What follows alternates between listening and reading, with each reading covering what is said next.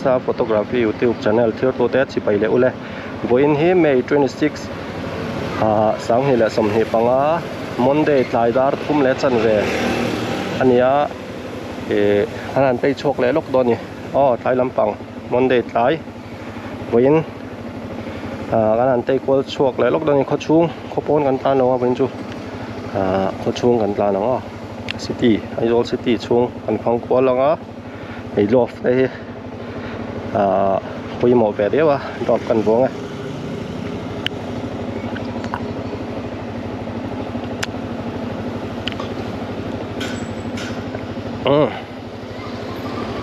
bun tha a le lam traffic jam tot em lo tura nga yang kan chho na tur khe ei tlai lam dar li dar nga school office ten bang chho don tot la college class te tot ma in kan cha chhuak ang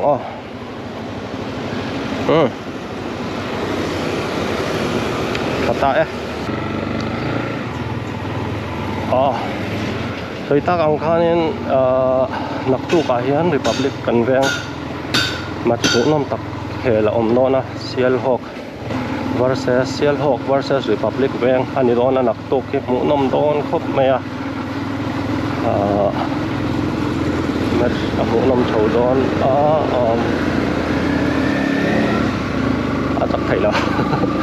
agia ra té lo to ka ta chắc thầy là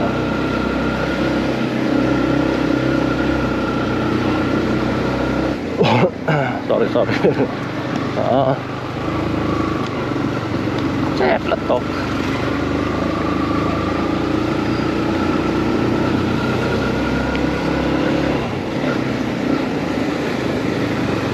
naktuk amu nom don khop mai Republic veng versus Sealhawk kan mu don na naktuka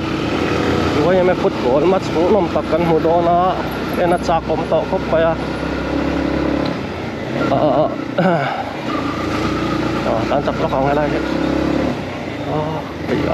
su don lo thei le tu ka to na pa phek chu signal pelon tan cross popa iden zar thlat yang cuma mau chi ber tlan le tok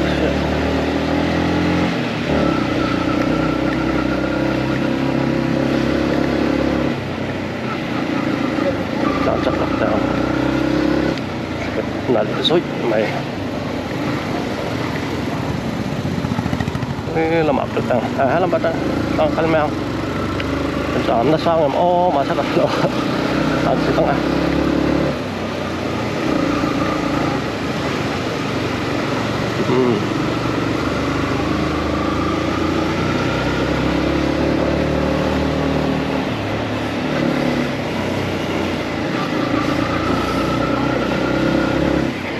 Rossi with the run Valentino Rossi cứ overtaking cái này cả Mark Marquez dọc cái đó Mark Marquez 93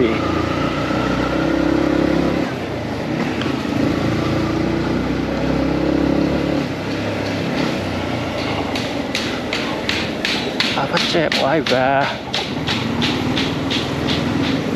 sorry khó bụi xuống Aizawl City kan tei kwal lok to na mai ni som ni paruk ania Monday tai dar li la ri lo dewa thum le som li ri chho vel chiang sana mo chu wangin hei khuwa te tha ro su lo bok nek anom no khop mai te kwal po St Paul's uniform ania hei school soita ang school le college class te office kal te an bang su to an tok sup chho don anga traffic po jam trap ang darli dar nga vela chuan tot thing kan khopui chung po hei school pui kon lampang kan tlan theia traffic point kan thleng trap kan thei before sen anal khop mai R15 kan theiang chap thuyền also that the see with the run Valentino Marquez ni le to tat ma 93 number 93 di la to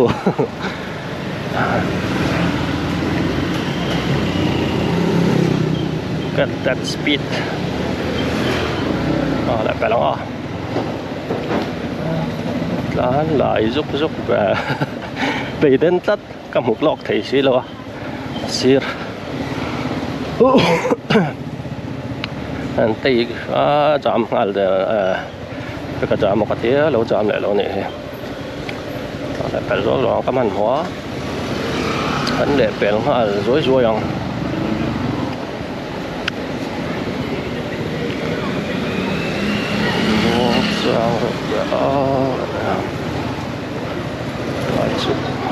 dan chụp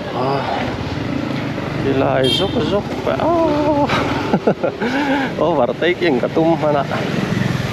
em lát là làm fit thấy véo đó là hay pass tất cả hoa ôm ạ cô làm bà chụp và vang thar làm bà phải gần tum á tổ bùi vang thar làm đó làm phải đó này lại bèn của sorry signal light cái anh light tak anh sorry strap lo signal light kalau zuk bị light tak anh speed o zuk anh hi aden thấy khóc mấy khó chuông ai chuan second hi hạt lek po zuk un hian in tàu phá ol tắt liệt thấy tấm xiêm mò bèn lâu phát tăng tên đâu tắt mò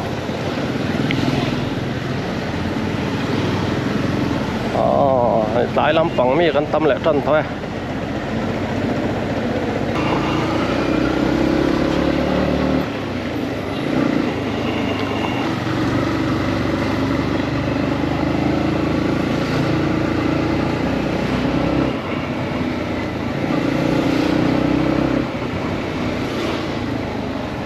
xuống rightกันtlan cô lỏng apa muang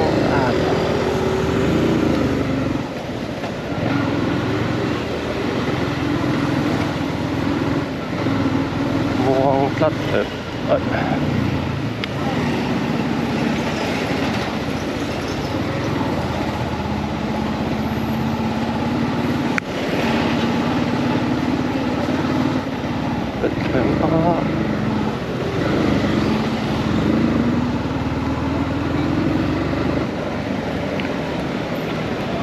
load up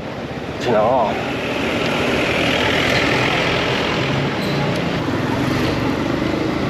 nó khoảng có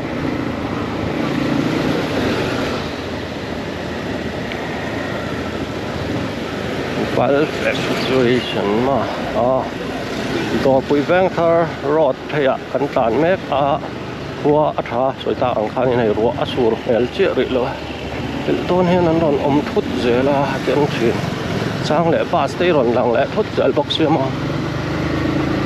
ถ้าตัวไอ้นั่นสปีดมองทำนั่นตุก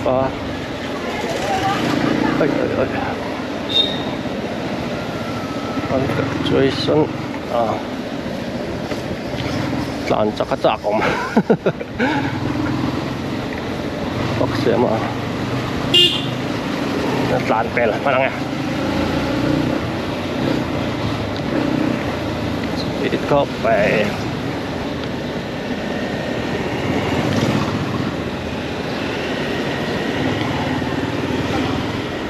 เข้าไป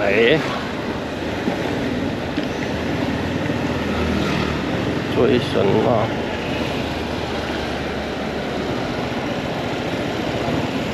ขอสุข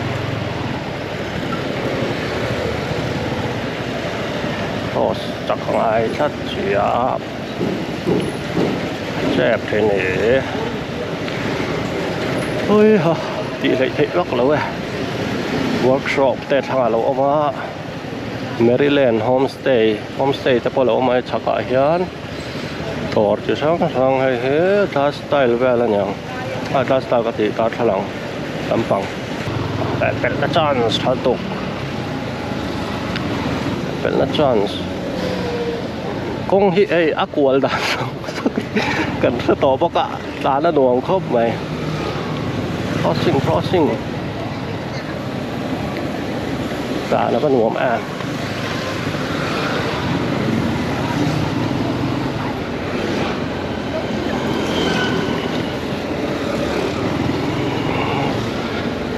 tập văn ngồm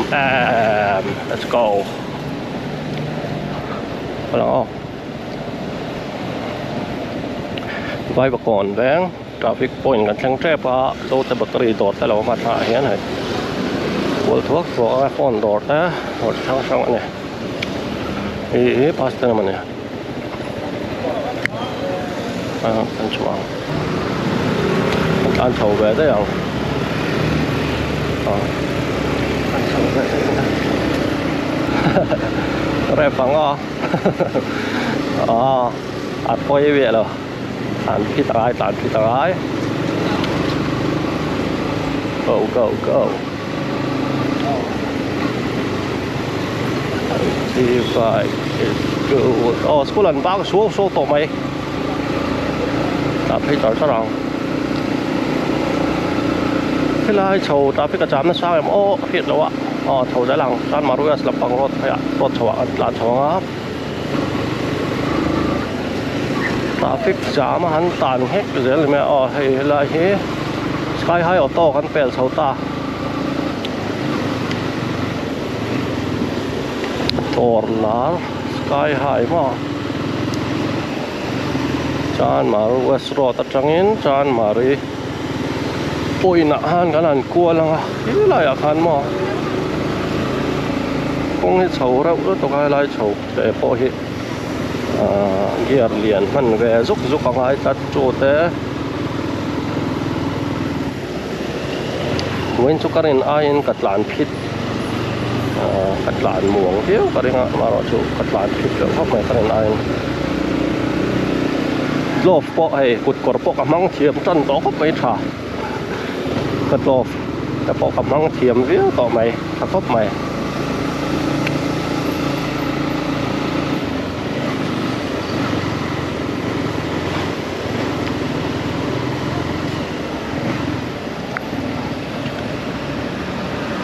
งั้นโชว์ด้วยเรา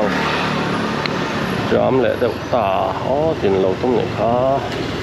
thì buổi lạc rất cái gì là tôm xí ạ mình kén phất lẩu cho là lên lệ tỏi lẩu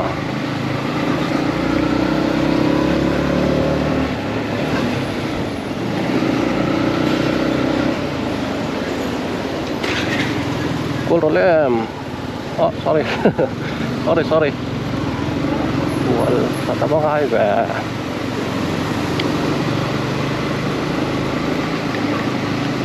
nuông zigzag kan nhìn là Rossi lúc nào bên chưa AGV mà tốt lẽ ta chép chút của rẻ là chép của tổ yang lâu thì na hai cái jam nó sẽ lâu xám để sao nhưng nghe các đàn dễ lòng ô chuan đi là mà cô phi tay là các đàn bị ôm chi vắt tổ bọc xí lộ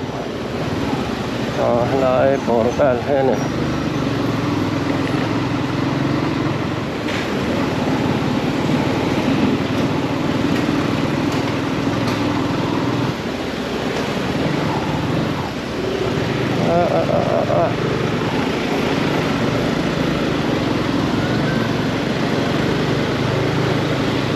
thế làm bằng cái sợi lạc hiện ai bọc xì làm bằng cái hiện nhưng là bảo sợi lạc ai á chuan cô chồng cô chung right tik tak ani voin ka right chu city right mà lại to hấp mày nghe kan tiếng tak kan họ kan tu mang thầu ra phô tăng á chú ý mẹ ăn cắn lẻ bóc xỉ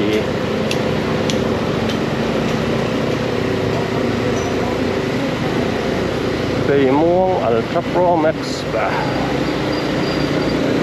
phải tập đồ đó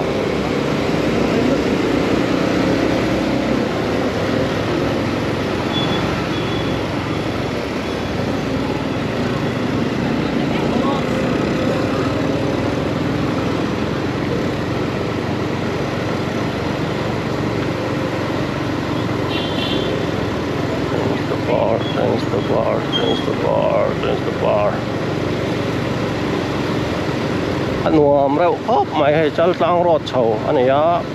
school bang anh tầm khóc mày anh ra lòng anh tầm khóc mày green lên nghe món cỏ mày thì đến về thì lại đến giúp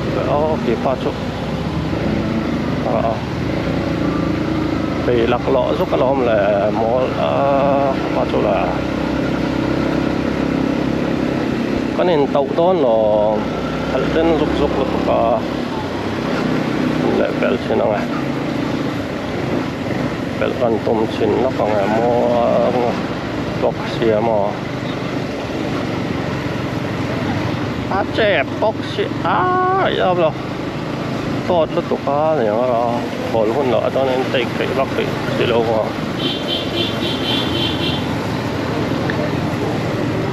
on Vaturu MCS Mount Carmel School tầm khóc mày anh rất tất cả student vang anh tầm được cả không quý anh lụa giáo xe mò anh phải thật đồ tọ mấy xe tầm khóc mày thế ôm về thôi school bạn nó không ạ anh cho con thôi school tại office tên vang tọ tất cả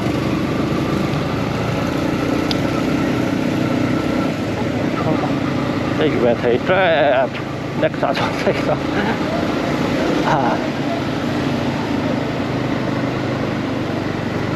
tlang chầu về cho cái phim khura overtake pup độ lâu đâu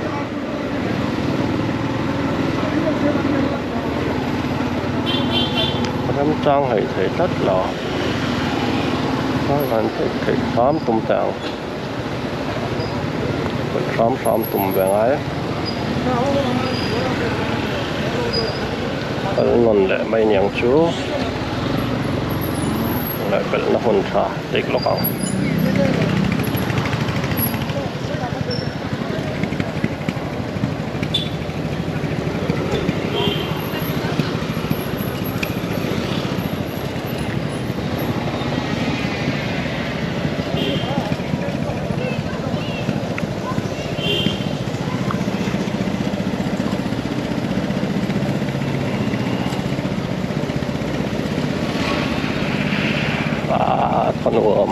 thuần ổn được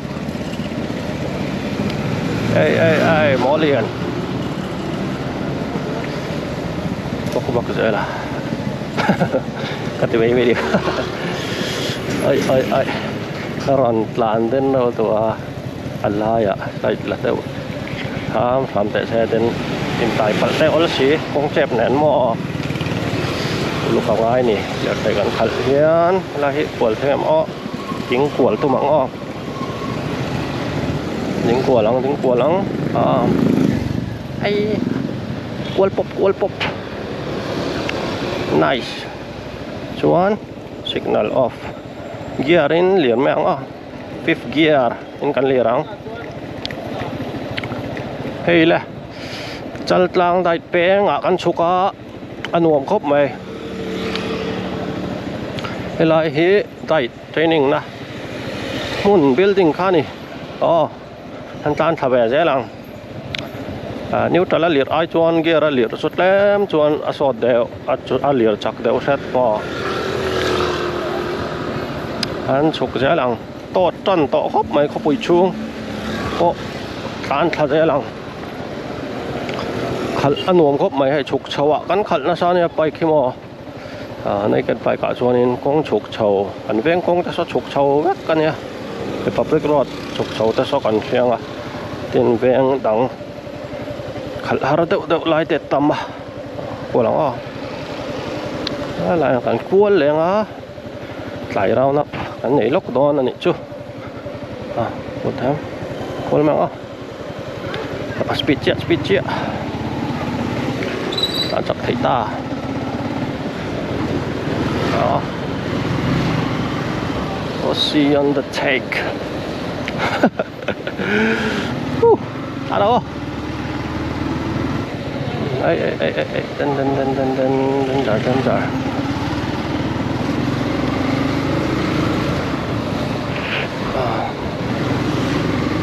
Yes.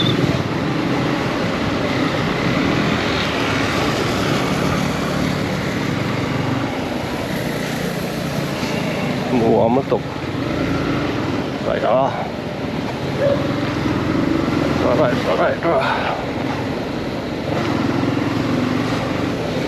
Chắc là khoảng thì lại tỏ lỡ cái track race đó có nữa lúc mà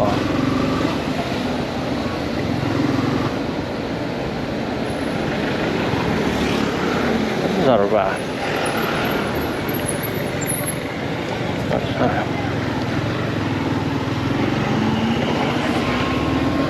cái track race đó bật chặt khóc mày nuông per khóc mày track race đó không sao để thế ơi đến thuyền vàภาพหมูลอกไถ่ชีเรามาเอฟเหรอหลังจากเอฟไว้เหรอว่า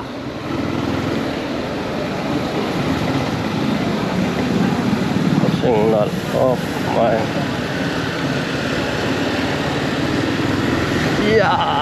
full speed รอเต็กนะตัวตาตัดไปเป็นเทริโตตัดเต็กนะตัวตาตัดเป็นเทต้าai đến con hay bắt đến về lại thả chỗ biển đó lom lẻ ăn cung lại chỗ ngay ôm thế về mai cung thả xí là thì chế bếp là ăn lại chế bếp lom lẻ ăn ruột thật tệ ra này mà khăn mà vật tích pura nôm thuyền mà thế phiên khung ai rồi chuan đến là đến em này trên po nên cả lỗ cuốn dậu xuống speedo cái na cả lục vị xuống sốc khăn nên chẹp xíu mà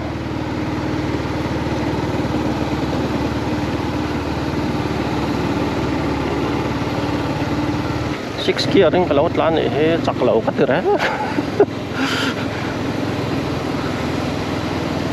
cắt tlan muông cắt từ đấy à cần rẹp khó khăn màก็ยกไปเวลาซิกเกียร์เราอมลมละโอ้เวลาไงหลานม่วงเสียกันพร้อมมิดเลยอย่างสปีดแต่ว่าหลานเวลาชวนหน่วมซิกแซกครบไม่ให้มาใช้ลงชิลต่ำครบไม่แล้วมาต่อกำลังต้องเฉลิมปังอันนี้มอลำปังฮะเดี๋ยวกำลังอะไรคงขาลับป่าฮะเสียเชียประเด็นว่าบัสขอโทษđến và nó lỗ tôm lá bắt đầu cái chuyện và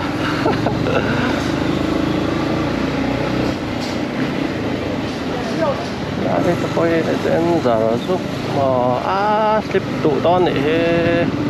ngày năm lâu phụ tel box xe bất rắc box xe giảm tôi lại tông cho căn lông nó bỏ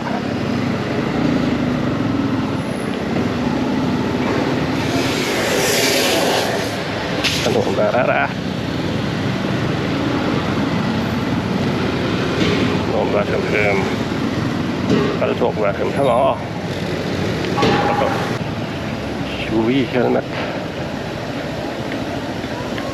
cái lông đó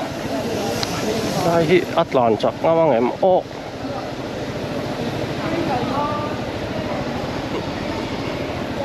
một con trang các bạn về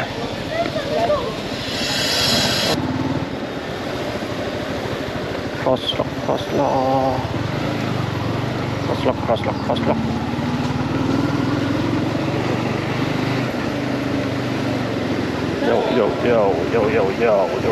yo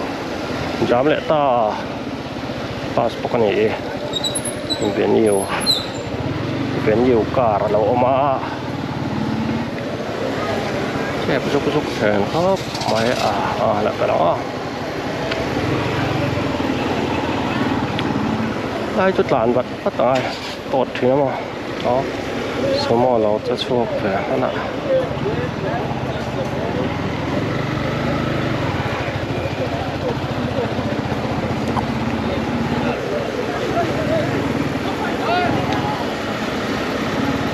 บอกว่า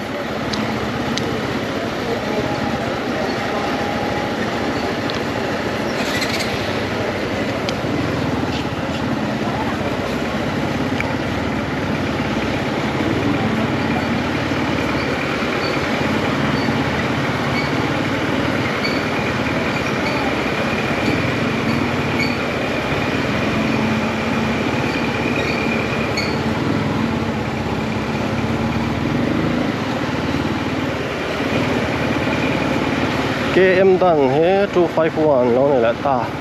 ka khal tui lo to ka lo tong na chang ka lo tha chi lo wa khal rai tui lo to ka lo ngai to ang ro ra thel ma ti ga ka lo thai ka dai lom da wat hop mai cái lai phê cái giảm lại cái ổ đòn này thì đó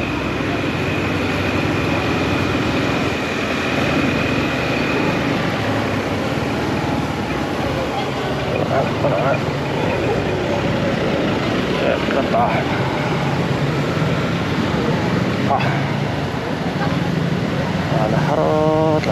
lana harut sorry đây bắt con rồi là bà của lão ra ngoài sorry buổi sáng torte samu tor pular nia Aizawl la chuan tor lar tak ani ma karan tam tan ta tlai darli bor chawa chuan leo thei beiwa ka tam ta taxi te ten taxi lo po tam khop mai bike te scooty te car te tam tan ta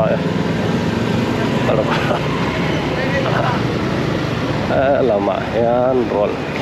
ngai mo toka tagot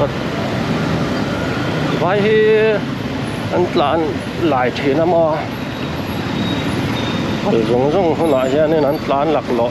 thina oi ei lak lo tuk den chini wait ka den đâu cắt lán là khan in lẩu em đang tên đâu đâu tầm khốp mà in sụt bật là ốm brek chóc cái chiang thế mòยังพัดตำครบมาอะอันนี้เราเป็นแหละเทียมเป็นต่อเราไปเจ็บต่อไม่ค่อยประชุมชั่วโมงกันตับตันปรูครบมาเวลาจะจูลูนนึกตกกัลรวยตอนปนกัลรวยจีการรงอะไรกราฟิกแต่ปนกัลรงตัวเรนเหมือนตัวฉันจะกันดินข้อมูลเฮียนกันการมูลเฮียนกันที่จามชีนะกราฟิกปอยเฮียนแต่แบบวัดตัวเฮียนเหมือนตัวกันห้อยรงไม่อันนี้เจ้าดินลามอลบุลปอยน์กันแข่งเล็ดตาในบาสตันอันนี้ตาOh my goodness เว้นจุdangerous ไทยเข้าไปแค่นั้นเรากลัวทุกดินจดแต่ไงถึงเบรกมันมี ABS มั้งอย่างเบรกอังกฤษแต่มันรุกเสียหลังไงตั้งรถโชว์แต่เพราะว่าตัวตัดชัดโจมันผ่านมันสกุลค่ะนอนชุกว่าการต่ำเสียสกุลฟอร์มหันบ้างหันหินมั้งส่วนทุลปะก็ฉุกแปลงตัวเต่าตันต่อตัดยินให้ขั้วตัวเลยจ้ะนะสูตรเลยไม่อยากเอาแต่ว่าตัวตะพอสูตรเลยส่วนชีวิตโดนหลอกตัวเลยต่ออะไรมีแหละแทบจะแทบจะรีกันแข่งแหละตามก็ได้ของกูทางอะไรเช่นกันนะทะเลตอนเนี้ย เป็นมา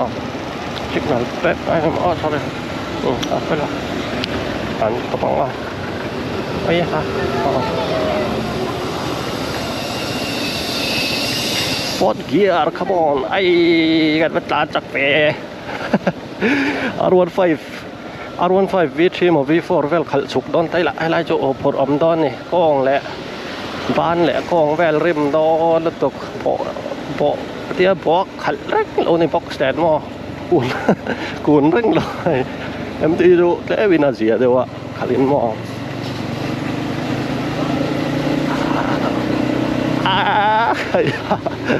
speed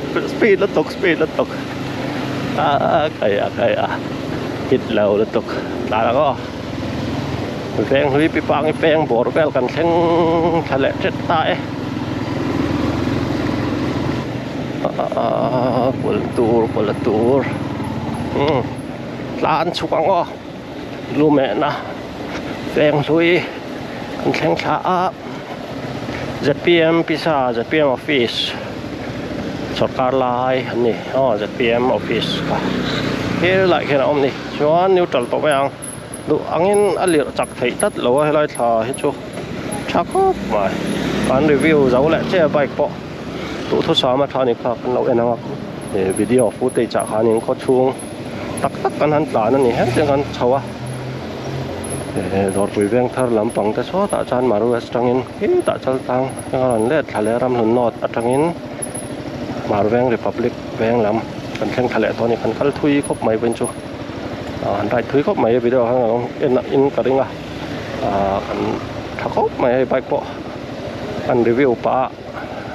ดูทดสอบนี่คนที่สนใจทั้งจีนและทาร์ทาจากเชี่ยว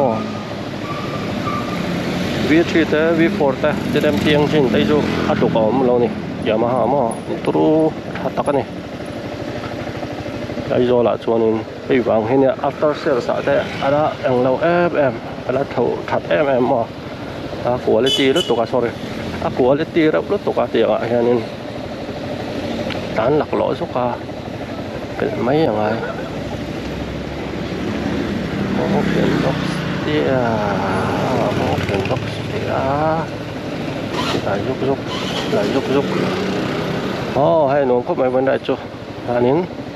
กันเฟ้กันทั้งแหละตาหลานพ่อชอบแต่ให้ไล่ชักที่ตัวนั้นเสียมทอดลงนะอันจีชามุกไม่อะร้านอาหารเวลตัวนี้ก็เรียกว่าโฮเทลเวลโฮเทลก็ติดร้านอาหารที่ไหนนะตัวเวลมั้งไอ้เหี้ยนี่สแกนหันไงนี่เราทิ้งสวบอกว่าดูรถตกกันละต่อเราไม่เอาหัวไม่เอากัดร้านละต่อเราไม่เอากัดจิ้นคันนี้หรอใช่แทงบอกว่าจึงวิดีโอกันติดต่อฟังให้ไล่กัน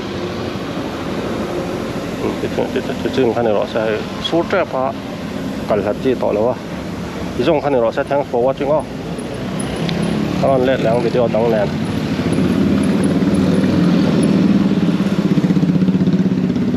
วิดีโอกันติดต่อพอตั้งนับตัวก็ชวนสวยต่างคันนี้เซียลฮอกเลยRepublic Bankอันเคลโลนะทำหุ่นอะไรแน่นอนก็นอนบอกจุนจอมแหละตอน thank you